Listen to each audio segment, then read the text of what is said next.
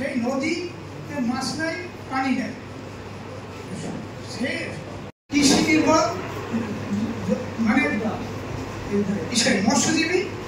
সরকারের দিকে তাকিয়ে থাকলেও আমরা এটা ভুল করবো। আমরা যারা কমিউনিটি পাওয়ার আমি শাসন বলি, ধন্যবাদ ইয়াকুব আলীকে। আমি এই পর্যায়ে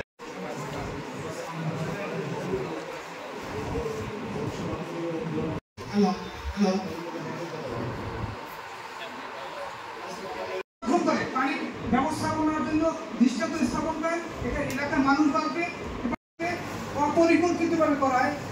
আমি অপরিকল্পিত এই অর্থে করবো, সেখানে মানুষের MM তালুকদার, সভাপতি Rakhine Buddhist welfare association. MM Talukdar.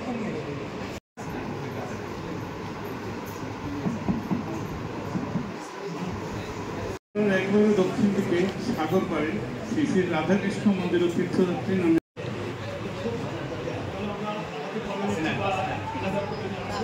নদী নালা আছে, কিন্তু সেখানে আবার মাছ নাই, সেটা আমরা চাষ করি।